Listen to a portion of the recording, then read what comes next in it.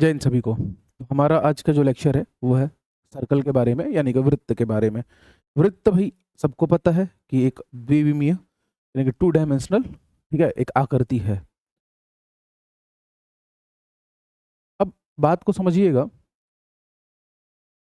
कि हमें इस चैप्टर में एक्चुअल में पढ़ना क्या है। सबसे पहले जानना ये जरूरी है कि और वृत्त के क्वेश्चंस भी बड़े अच्छे आते हैं। साथ में इसमें एक प्रॉपर्टी आ जाती है क्वाड्रिलेटरल की, जिसे हमने वहां भी देखा था और यहाँ और अच्छे से पढ़ेंगे, जिसे आप लोग साइक्लिक क्वाड्रिलेटरल यानी कि चक्रीय चतुर्भुज के नाम से जानते हैं। तो वृत्त, उसके बाद वृत्त की त्रिज्या, त्रिज्या से फिर व्यास, व्यास फिर उसके बाद जीवा यानी कि कॉर्ड, फिर ये चीजें वृत्त के अंदर पाई जाएंगी और वृत्त का केंद्र यानी कि centre of circle.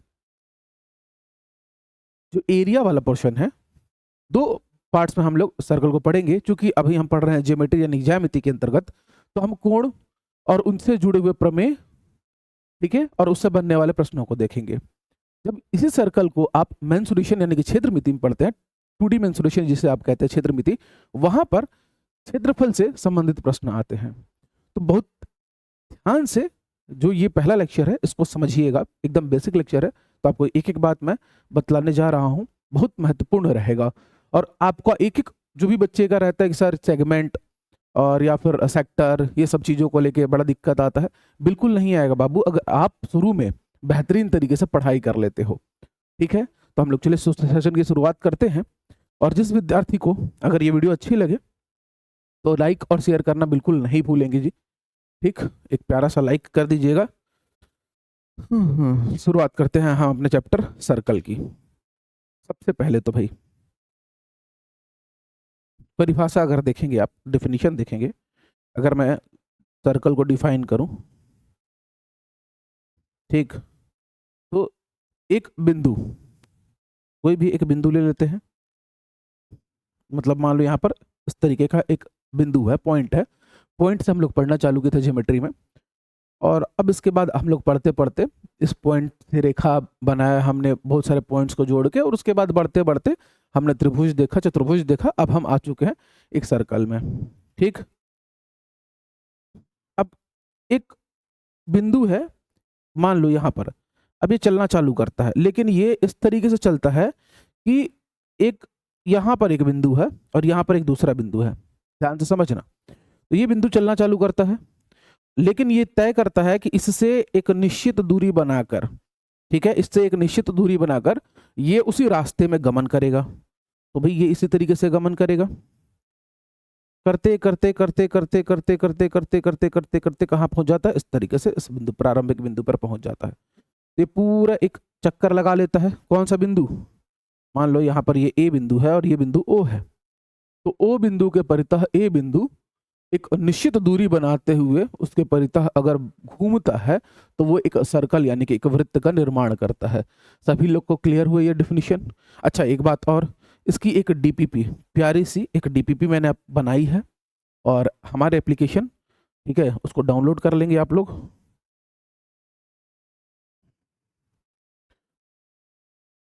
Premjit foundation के नाम से। जिस भी बच्चे को मतलब चाहिए कि सर लिखा हुआ परिभाषा रहे और हर टाइप से क्वेश्चन रहे, यानी कि एकदम सिंपल कॉन्सेप्ट भी होगा तो उस पर भी क्वेश्चन उसमें, और साथ में उसको सॉल्यूशन, तो एक मेरे द्वारा तैयार किया गया है और मैं अपने एप्लीकेशन में जो फ्री मटेरियल रहता है वहाँ पर अपलोड करा दूंगा। या बैच में जो भी बच्चा है वर्ग 2 के या फिर वर्ग 3 के, या फिर आप CGPSC या CGSI या CGSSB या MP से देख रहे हैं तो परीक्षाओं की तैयारी के लिए तो बड़ा काम आएगा आपको वो। तो वो DPP आप लोग वहाँ से डाउनलोड कर लेंगे, प्रिंट करवा लेंगे, प्रिंटेबल है, आप प्रिंट करवा कर प्रैक्टिस कर लेंगे। तो उस पर आपको परिभाषा, उससे रिलेटेड 5 क्वेश्चन, फिर उसके बाद प्रमेय, उससे रिलेटेड, इस तरीके से पूरा तैयार किया गया है। बाकी लेक्चर अपने अलग दिशा में चलता रहेगा। ठीक, अब इस निश्चित बिंदु की दूरी है, यह हमेशा निश्चित रहेगी, और ये जो निश्चित दूरी हुई, मतलब दोनों बिंदुओं के बीच की एक निश्चित जो दूरी है, इसे हम लोग त्रिज्या का नाम देते हैं, और यानी कि आप लोग इसे कहते हैं रेडियस। ठीक है, अब ओ बिंदु से लेकर ए बिंदु तक की दूरी हमारी क्या कहलाई? त्रिज्या कहलाई। ठीक, लेकिन ओ के परितः ए ने जितना दूरी तय किया, ओ के परितः ए ने जितना दूरी तय किया, उस पथ की जो टोटल लंबाई होगी उसे कहा जाएगा circumference of circle. Circumference of circle, यानी इसे आप नाम देते हैं वृत्त की परिधि। मैंने इसे इस तरीके से जानबूझ के पढ़ाता हूँ क्योंकि फिर 2D जब मेंसुरेशन करेंगे तो वहां पर हमें कॉन्सेप्चुअल कोई भी दिक्कत ना आने पाए, इस वजह से। तो ध्यान देना कि वृत्त की परिधि कहलाई, क्या कहलाई कि ओ बिंदु के परितः ए बिंदु ने जितनी दूरी तय की, ए बिंदु ने, याद रखोगे इस बात को। अगर इसे खोलोगे पूरा, ठीक है, कि मतलब भाई ये है जिसने जितनी पूरी लंबाई तय की हुई है, तो इस पर भी क्वेश्चन बन के आते हैं। तो इसका मान जो होता है वो होता है 2 into pi into R, 2 into pi into R, या इसे आप 2r इंटू पाई यानी कि पाई इंटू डी लिख सकते हो। अब ये डी क्या है? डी कुछ नहीं होता है, ध्यान देना कि वृत्त के परितः ऐसी एक रेखा इमेजिन करो, ठीक है, ये एक सर्कल है, ये इसका केंद्र है, ठीक है, तो यहां से यहां तक तो त्रिज्या हुई, फिर इसे और आगे बढ़ा दो, ठीक उसी दिशा में। तो ये एक ऐसी रेखा है जो वृत्त के केंद्र से होके जाए और परिधियों पर दो जगह, ठीक है, स्पर्श करती हो या काटती हो या वहां उस पर मौजूद हो। शब्द बदल बदल के बोलेगा तो इसे हम लोग कहते हैं डायामीटर, यानी कि वृत्त का व्यास। अब ये ए बी है और ये ओ है, तो व्यास कौन हो जाएगा? A B. तो देखो मैंने ओ ए त्रिज्या, ठीक है, ए बी आपका व्यास निकल गया। तो इससे हमको ये पता चला कि जो ए बी होता है वो 2 गुना होता है ओ ए के, यानी कि जो व्यास होता है डी, उसका मान 2 इंटू आर होता है। इसे स्मॉल डी से व्यक्त किया जाता है, तो D is equals to 2r, तो r का मान d/2 निकल जाएगा। इसी चीज को मैंने यहाँ रख दिया, तो इससे आपको ये चीज मिल गई। क्लियर है सब लोग को? जितना कॉन्सेप्ट मैंने आप लोगों को बता दिया, यहाँ पर आगे बढ़ते हैं इस कड़ी में। चलिए, तो हम लोगों ने अभी तक क्या क्या देखा? वृत्त, वृत्त का केंद्र, फिर वृत्त की परिधि, वृत्त की त्रिज्या और फिर वृत्त का व्यास। अब परिभाषा अगर बोलेगा कि भाई रेडियस को डिफाइन करो, ठीक है, तो आप लिख सकते हो कि वृत्त की परिधि पर। अब आप सोच रहे होगे कि सर परिधि केंद्र तो सब आता ही है हम लोग को, इतना आप क्यों डिटेल में बता रहे हो? बहुत जरूरी है बाबू, वृत्त की परिधि पर स्थित, ठीक है, डिफाइन करना, क्योंकि आजकल थ्योरेटिकल क्वेश्चन और वो भी कूट में करके दे रहा है, और अगर ज्यामिति में ये काम कर दिया तो ये क्वेश्चंस को लेंदी बना देगा। तो अगर आपका बेस एकदम अच्छा है, क्लियर है, तब तो बहुत बल्ले बल्ले है, और नहीं तो फिर वहां मुश्किल हो जाएगा। ठीक है, स्थित बिंदु और वृत्त के केंद्र की बीच की दूरी क्या कहलाएगी? उसकी त्रिज्या कहलाएगी। ठीक, अब उसके बाद लिखेंगे, सर्कल ड्रॉ कर लीजिए पहले।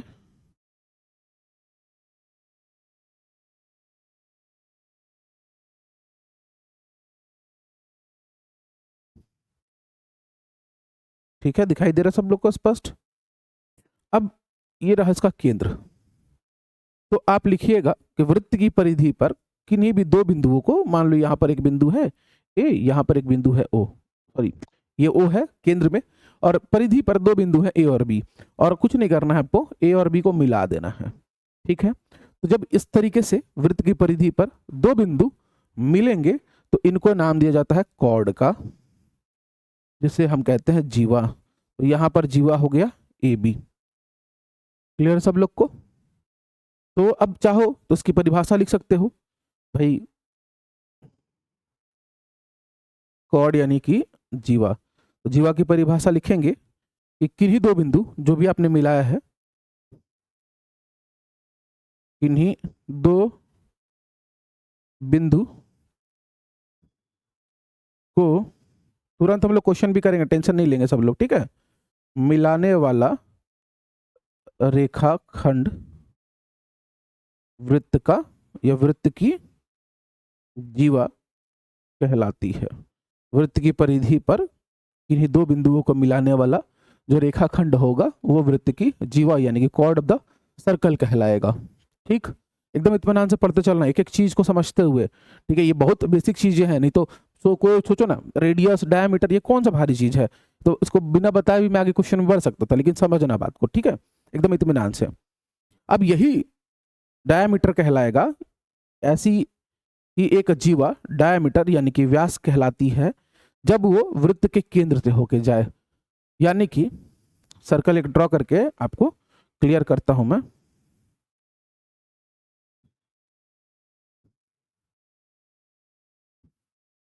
ये रहा वृत्त, ये रहा इसका केंद्र, और ये रहे दो बिंदु वृत्त के परिधियों पर। अब ऐसी स्थिति उत्पन्न हो जाए कि जब उन दोनों बिंदुओं को मिलाया जाए, ठीक है, तो वो सीधे सीधे केंद्र से होके जाए। कहां से होकर जाए? केंद्र से होके जाए। तो अब ये हो गया ओ ए बी, या इसी को ए बी बोलिए। तो ये एक तरीके की जीवा है जो कहां से होके जाएगी? केंद्र से होकर जाए। क्लियर हुआ सब लोग को? ऐसा एक जीवा जो केंद्र से होकर जाए, यानी कि जब दोनों बिंदुओं को मिलाया जाए परिधि पर स्थित, तो वो क्या हो? केंद्र से होकर जाए, तो उसे हम लोग व्यास का नाम देते हैं, डायमीटर का नाम देते हैं। क्लियर है यहां तक सब लोग को? चलिए नेक्स्ट आ जाइए आगे।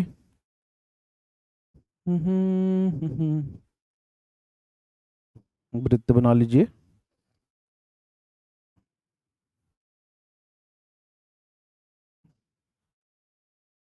ठीक है, ये हो गए इसके केंद्र। अब सीधे तौर पर, ठीक है, कि एक ऐसी रेखा खींचिए। अभी तक रेखाखंड रेखाखंड लिखवा रहा था। एक ऐसी रेखा जो वृत्त को, एक रेखा जो वृत्त को क्या करे? वृत्त को दो स्थानों पर क्या करे? काटे। दो स्थानों पर काटे, मतलब कि सीधे बीच से निकल गई एक रेखा, ठीक है, एक लाइन, उसका नाम कुछ भी हो सकता है। तो वो देखोगे तो वृत्त को यहां पास और यहां पास काट रही है। तो ऐसी कोई भी एक रेखा जो ऐसे काटते हुए निकल जाए, ठीक है, तो उसे लिखना कि उसे हम लोग सेकेंड यानी कि छेदक रेखा का नाम देते हैं। क्या नाम दिया जाएगा? छेदक रेखा कहा जाता है। आप लोग को इसको अपने हाथ से लिखेंगे तो बड़ी अच्छा है, बाकी मेरी राइटिंग पे मत जाइए, बढ़िया सा नोट्स बना के ऑलरेडी दिया गया, उसमें सब कुछ परिभाषित है। मकसद है यहाँ पर समझाना, तो अच्छे से समझते चलिए। तो सेकंड क्लियर हुआ सब लोग को? ये ऐसी एक रेखा जो वृत्त के बीचों बीच से जाए, बीचों बीच जरूरी नहीं है, किनारे ऊपर, वृत्त को कहीं से भी क्या करे?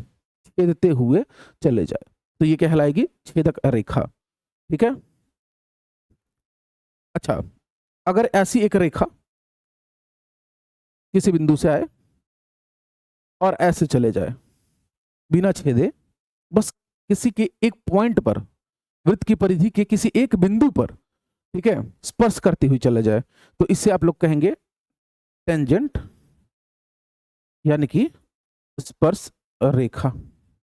अब इनसे बहुत सारे कॉन्सेप्ट बनते हैं सेकंड से और टेंजेंट से। यहां पर ये आपका टेंजेंट हुआ, स्पर्श रेखा, और ये हुआ आपका सेकंड।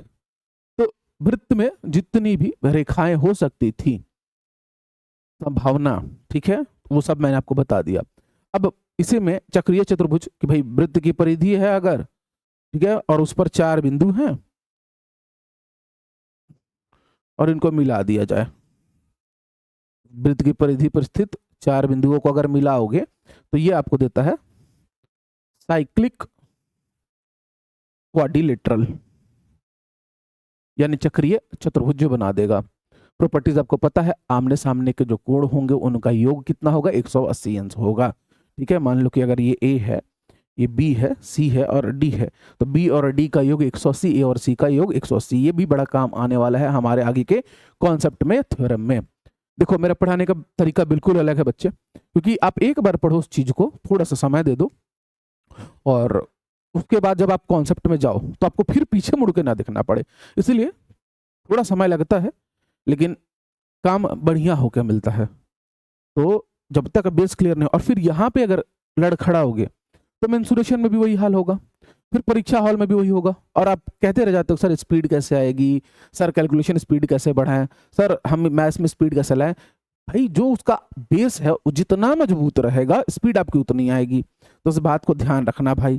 ठीक, अब लिखना इसके अलावा और एक वृत्त में और क्या क्या होता है वो मैं आपको बता देता हूँ। हम लोग बस वृत्त ही देख रहे हैं, क्वेश्चन भी करेंगे, टेंशन नहीं लेंगे। यानी कि इसे बोला जाता है चाप। ठीक, लिखना मान लो ये एक पॉइंट ए और ये है पॉइंट बी, मैं इनको नाम देता हूं, ये तो वृत्त का केंद्र है।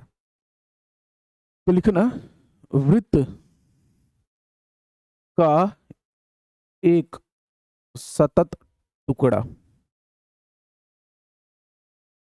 ठीक है, continuous piece of a circle. ठीक, अब ये पीस कौन सा है बाबू, ध्यान से देखना, मैं बनाता हूं, कलर है तो कलर का प्रयोग किया जाए। दिखाई दे रहा है ये ए से लेकर बी तक। अब एक बच्चा कहेगा सर आप इधर से कान क्यों पकड़ रहे हो सर, इधर से क्यों नहीं पकड़ रहे, लो भाई पकड़ लिया, हरे कलर से बना दिया, ए से लेकर बी तक। अब क्लियर है, अब ठीक है। तो ए से लेकर बी तक अगर ऐसे आ रहे हो तो और ऐसे जा रहे हो तो दोनों में बहुत फर्क आता है। ठीक है, चलिए क्या फर्क आता है, तो पहले तो परिभाषा लिख लो कि वृत्त का एक असतत टुकड़ा जो कहां पाया जाएगा, वृत्त की परिधि पर स्थित किन्हीं दो बिंदुओं के बीच होगा, वही कहलाएगा वृत्त का चाप। क्लियर है सब लोग को। अब इसमें ये जो नीचे वाला आया है, ठीक है, ये नीचे वाला जो आया है देखो, इसको आप लोग बोलोगे माइनर आर्क, ऊपर वाले को बोलोगे मेजर आर्क, छोटा चाप बड़ा चाप। ठीक है भाई, ए से बी अगर इस तरीके से ले रहे हो तो भाई वो आपका माइनर कहलाएगा, ऊपर वाला अगर ले रहे हो तो उसकी लंबाई बहुत बड़ी है, भले आप ए से बी ही ट्रेवल कर रहे हो। अब पता कैसे चलेगा, तो देखो भाई इसको आप सीधे तौर पर वामावर्त दक्षिणावर्त इत्यादि शब्दों का प्रयोग करके समझ जाते हो। ठीक है, कि भाई ए से बी अगर चाप ए बी बोल दिया तो भाई आप किसको ले लोगे, भाई इसको ले लोगे। लेकिन इसी में क्लियर करने के लिए वामावर्त दक्षिणावर्त यानी कि क्लॉकवाइज एंटी क्लॉकवाइज करके क्लियर किया जाता है इस चीज को। तो फिलहाल छोटा टुकड़ा और बड़ा टुकड़ा, क्लियर है सब लोग को। तो ये था हमारा आर्क, ठीक है, चाप। अब आगे आ जाओ, फिर से एक वृत्त बना लो।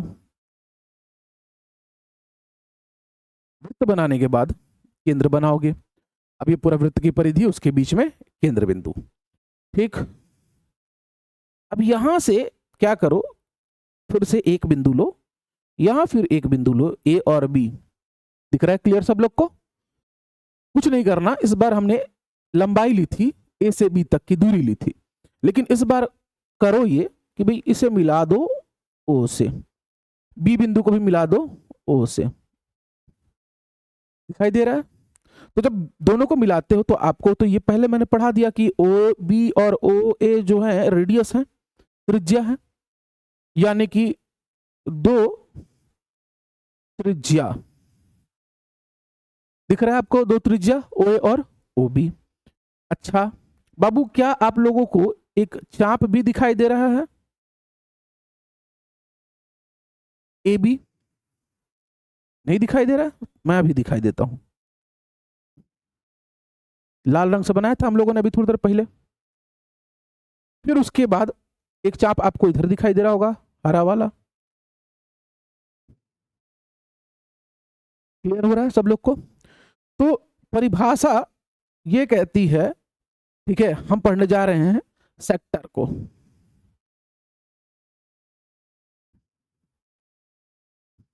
जिसे आप लोग त्रिज्याखंड का नाम देते हो, सेक्टर यानी कि त्रिज्याखंड। ठीक, तो यहां पर परिभाषा लिखिएगा त्रिज्याखंड का कि जब दो त्रिज्या और एक चाप यानी कि 2 रेडियस प्लस 1 आर्क दो त्रिज्या और एक चाप, क्या लिखोगे, दो त्रिज्या और एक चाप, इनके मिलने से जो बनेगा उसे नाम दिया जाएगा सेक्टर का, यानी कि त्रिज्या खंड का। ठीक है, परिभाषा अगर कायदे से देखोगे तो एक चाप, ठीक है, और उससे सीमाबद्ध दो त्रिज्याएं, ए बी चाप है और उससे सीमाबद्ध ओ ए और ओ बी त्रिज्याएं हैं, से जुड़ा जो भी क्षेत्र होगा, ठीक है, इस क्षेत्र को सेक्टर यानी कि त्रिज्या खंड का नाम दिया जाएगा। अब दिक्कत यहां है कि सर ये जो छोटा वाला है इसे आप कहेंगे माइनर सेक्टर, और जो ऊपर वाला है उसे आप नाम देंगे मेजर सेक्टर का। सेक्टर मोस्टली हम लोग पढ़ेंगे मेंसुरेशन यानी कि क्षेत्रमिति में, क्योंकि वहां पर क्षेत्रफल निकालने पूछेगा, तो क्षेत्रफल निकालने का काम हम क्षेत्रमिति में करेंगे। इससे संबंधित क्या सूत्र होता है हर एक चीज पढ़ेंगे पहले, लेकिन आप कॉन्सेप्ट क्लियर करो, ज्योमेट्री समझो, इसकी बनावट समझो, उसके बाद इसके प्रयोग और अनुप्रयोग जो कुछ भी है वो हम लोग देख लिया जाएगा। क्लियर हुआ सब लोग को कि नहीं? बहुत बढ़िया से हो रहा होगा क्लियर, ठीक है, चलो बढ़िया। एक वृत्त और बनाओ, ठीक है, और इसमें केंद्र तो रहेगा ही, फिर ए और बी दो बिंदु। इस बार जो है आप इन दोनों को मिला दो, तो भाई ए बी जो है वो क्या होगा, जीवा यानी कि कॉर्ड। ए बी जो है वो क्या हो जाएगा, जीवा यानी कि कॉर्ड। अब ये चीज मैंने बताया था कि सर ए बी जो है वो आर्क भी है, ए बी जो है वो आर्क यानी कि चाप भी है। अगर मैं इस तरीके से देखता हूं, यही ए बी चाप है, मेजर आर्क। अगर इस तरीके से हरे वाले को देखता हूं, माइनर आर्क और मेजर आर्क। अब लिखना कि भाई वह क्षेत्र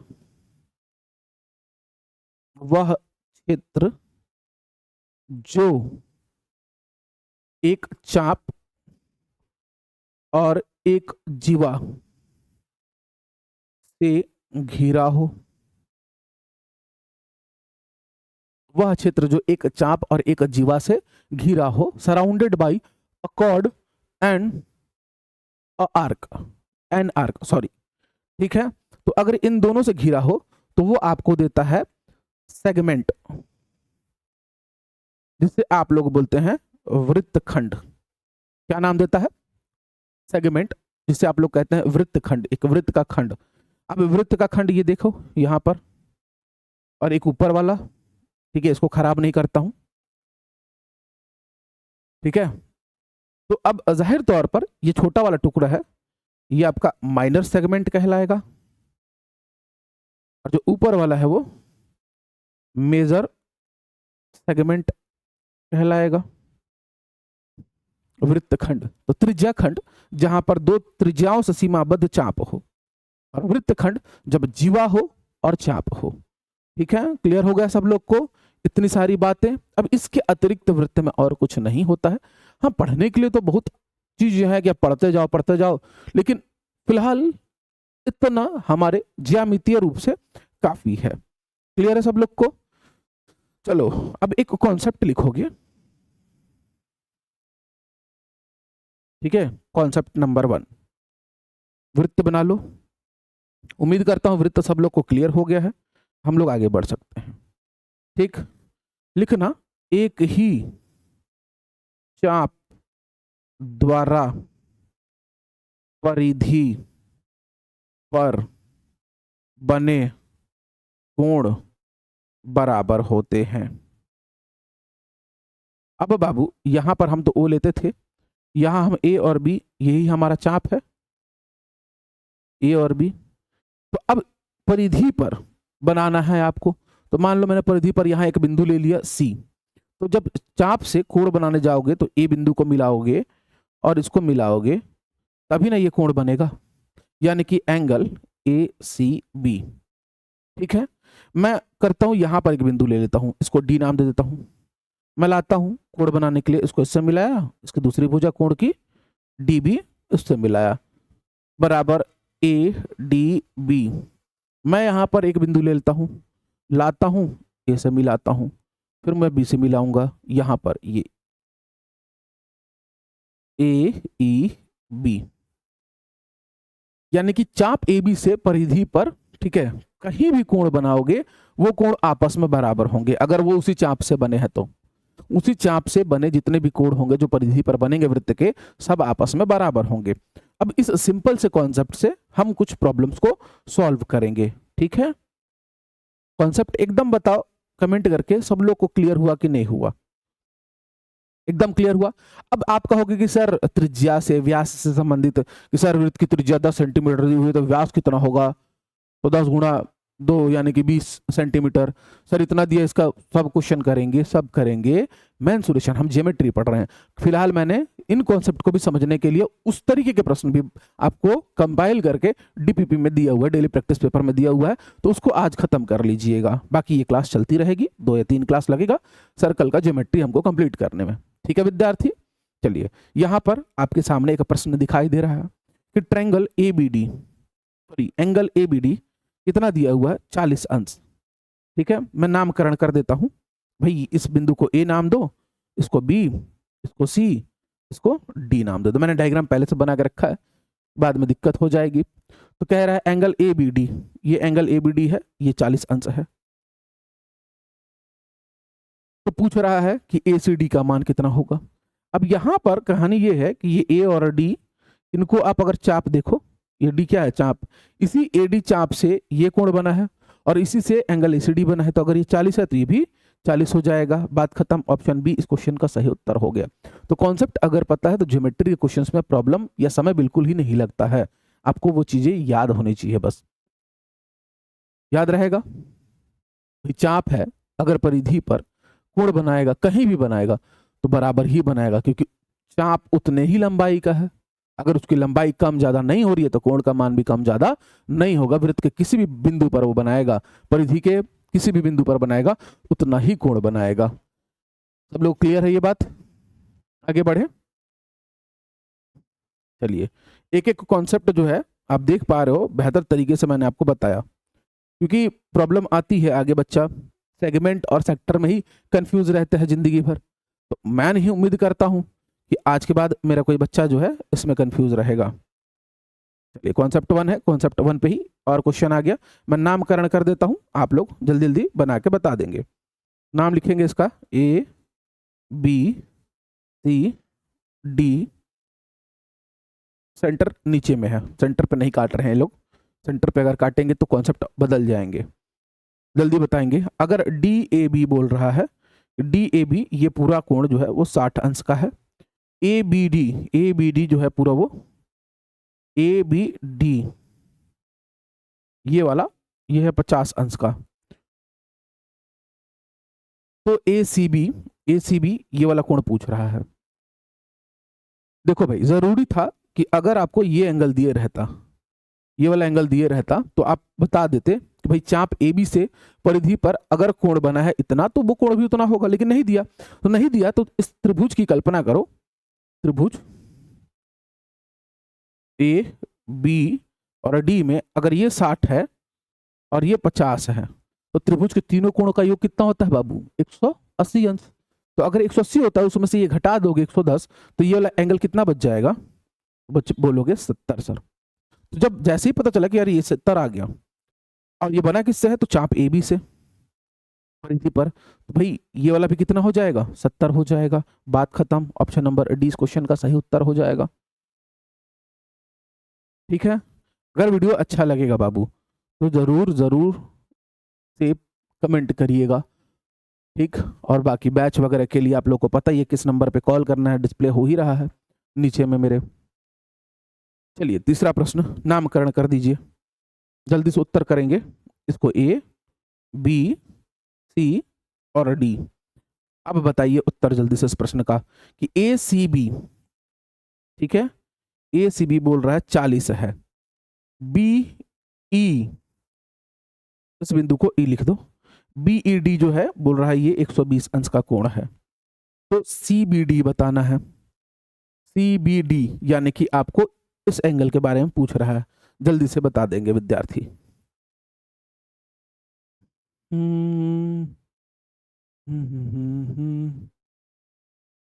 जल्दी कमेंट करेंगे। चलिए मैं सॉल्व कर देता हूं। भाई देखो, यहां पर कल्पना करो त्रिभुज बी ई और डी की, जिसमें ये है 120 अंश। क्लियर? ये कोण 40 है। अब बोलोगे सर 40 कहाँ दिया, ये तो गलत बात है आपके से। भाई देखो, ये अगर चाप है ए बी यहां से लेकर यहां तक, तो ये चाप ये कोण बना रहा है, यानी कि कोण, ठीक है, ए सी बी बराबर होगा कि नहीं कोण ए डी बी के, और दोनों का मान कितना हो जाएगा 40। तो अगर वो 40 था तो ये भी 40 हो जाएगा। तो जब ये एक त्रिभुज है ईबीडी, जिसमें कि बीईडी का मान 120, ईडीबी का मान 40, तो 120 और 40 160 हो गया, तो ये वाला कितना बचा 20 अंश। यानी कि ऑप्शन नंबर डी जो है इस क्वेश्चन का क्या हो जाएगा, सही उत्तर हो जाएगा। क्लियर है? तो आपको ट्रायंगल पढ़ने के बाद उसकी प्रॉपर्टीज यूज करते हुए, ट्रायंगल और एंगल मैंने बड़े अच्छे क्वेश्चंस भी वहां आपको करवाए थे, ठीक है, इसीलिए करवाया था इसी दिन रात के लिए। चलो भाई ये क्वेश्चन बना दो, नामकरण मैं कर दिए रहता हूं, ए बी सी और डी। जल्दी से इस प्रश्न का उत्तर दे देंगे विद्यार्थी। स्पष्ट है, आप लोग को दिखाई दे रहा है? भाई ए बी सी कह रहा है वो कि ए बी सी है 69 डिग्री और ए सी बी है यहां से यहां तक का 31 डिग्री।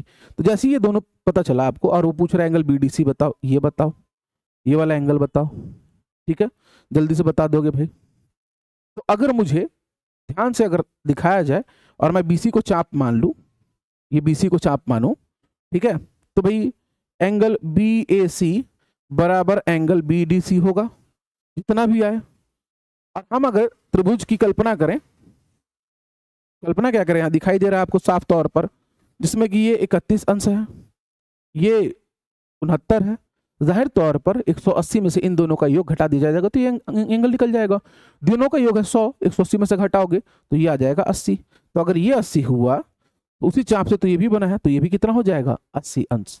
ठीक है, तो इस तरीके का प्रश्न करके कैसा लग रहा है कमेंट करके जरूर बताएंगे, और हो सकेगा तो वीडियो को जरूर शेयर करेंगे। ठीक, सभी विद्यार्थी ध्यान देंगे मेरी बातों पर। चलिए आ जाइए, नामकरण कीजिए, यहाँ पर ये यहाँ पर मिला दीजिए ए बी सी और डी। ठीक, अब जो पूछा है उसका उत्तर कर देंगे आप लोग, और इस बिंदु का नाम दे दीजिए पी। वहां दे रहा है यहाँ पर सी पी बी का मान है 120 अंश, केंद्र नहीं है, पी बिंदु केंद्र नहीं है, ठीक है, इस बात का ध्यान रखेंगे। इसका मान है, और ए सी पी यानी कि ये वाले कोण का मान है 70 अंश। तो पूछा है एंगल पी डी बी यानी कि ये वाले एंगल का मान बताओ। जल्दी से सब लोग बना देंगे इसको, पी डी बी, ठीक है, सही लिखा है मैंने, जल्दी बताएंगे, इसका मान बताना है आपको। एंगल पी डी बी का मान कितना हो जाएगा? देखो यहां पर चाप है हमारा बीसी, इसी चाप से तो ये कोण बना है और इसी चाप से ये कोण बना है, मतलब कि एंगल सी ए बी बराबर होगा एंगल सी डी बी के, और उसी को सी डी बी को ही आप पी डी बी भी लिखते हो। भाई मैं यहां से इसको पढ़ दूं, ठीक है, या फिर पी डी बी पढ़ दूं, जितना होगा उतना ही हो जाएगा, क्योंकि एक ही चाप बीसी के द्वारा परिधि पर, वृत्त की परिधि पर अंतरित किए गए हैं, तो मान बराबर होगा। तो अगर किसी तरीके से मुझे इस कोण का मान मिल जाए तो वही पीडीबी का मान होगा। तो मैंने देखा कि ये 120 है, तो पक्का पक्का ये कितना होगा, रेखीय युग्म अभिघृत से, लीनियर पेयर जो रहता है हमारा, ठीक है, एक सीधी रेखा है, काटती हुई रेखा गई है, तो अगर इधर 120 है तो इधर 60, क्योंकि इस कोण का मान, भाई कोई भी अगर ऐसा एक रेखा है, ठीक है, तो ये इस तरीके से है, तो इस पूरे कोण का मान कितना होता है 180 अंश। तो अगर ये 120 है तो ये वाला कितना होगा 60 अंश होगा, तो ये 60 आ गया, 70 और 60 130, और उस कारण से ये वाले कोण का मान कितना आ जाएगा 130, यानी कि ये कोण का मान आएगा 50। जैसे इस कोण का मान मिला, ठीक है, तो वृत्त की चाप, एक ही चाप से परिधि पर अंतरित कोण भी बराबर होंगे, तो पीडीबी का मान भी 50 अंश हो जाएगा। क्वेश्चन में ऑप्शन नंबर सी जो है इस प्रश्न का सही उत्तर हो जाएगा। क्लियर है सब लोग को? आ जाइए आगे बढ़िए, छठवां प्रश्न देखिए, ए बी सी और डी नामकरण करिएगा, इस बिंदु को पी नाम दे दीजिएगा। आपसे पूछा है डी ए बी बराबर दिया हुआ है आपको 35 अंश, ए डी सी बराबर, अच्छा ज्ञात करना है डायरेक्ट, चलो ठीक है, जल्दी से बता दोगे? एडीसी का मान बता दो जल्दी से। ये वाले एंगल का मान पूछ रहा है। अब इस बार ध्यान इस बात का रखना, ए बी, ए डी और बी सी समकोण पर काटते हैं। ए डी और बी सी कैसे हैं? लंबवत हैं। अरे भाई समकोण पर काटते हैं तो कैसे होंगे? लंबवत होंगे। कौन कौन? ए डी और ये ए से लेकर डी बिंदु तक और बी से लेकर सी बिंदु तक, ये आपस में लंबवत हैं। लंबवत हैं, जाहिर तौर पर अगर कोई चीज लंबवत होती है तो उनके बीच कोण कितने का बनता है? तो 90 अंश का। कितने का बनता है? 90 अंश का। मतलब कि यहां पर जो कोण बना है वो पक्का पक्का कितने अंश का है? 90 अंश का, 90 डिग्री का है, राइट एंगल है, समकोण है। और बोला भी है समकोण पर काटता है, राइट एंगल पर काटता है पी को। तो पी बिंदु पर एक कोण तो आपको उसने पहले 35 दे दिया, एक 90 दे दिया। तो बताओ बालक, क्या आपको ये कोण नहीं मिल जाएगा? त्रिभुज के तीनों कोणों का योग 180, 90 और 35 जोड़ दो और 180 में से घटा दो तो आपको मिलेगा 55 अंश। कितना मिल जाएगा? 55 अंश। अब एक बात बताओ कि चाप एसी, ध्यान से देखो, ए से लेकर सी तक, चाप एसी से, ठीक है, वृत्त की परिधि पर बना कोण यानी कि ए बी सी, ठीक है, सेम वैसे ही ए डी सी का मान होगा। यानी कि अगर वो 55 है तो ये वाला कोण भी कितना होगा? तो आपका 55 अंश होगा, क्योंकि चाप द्वारा वृत्त की परिधि पर बना कोण। अब इस बार उल्टा क्वेश्चन था, मतलब नीचे की तरफ कोण बन रहे हैं, चाप ऊपर दे दिया है, उससे बात थोड़ी बदल जाएगी। ठीक है, तो ए सी से ए बी सी और ए डी सी दोनों का मान बराबर होगा। अगर वो 55 आ गया तो ये भी 55 आ जाएगा। चलिए, तो अब ध्यान इस बात का देंगे सभी विद्यार्थी,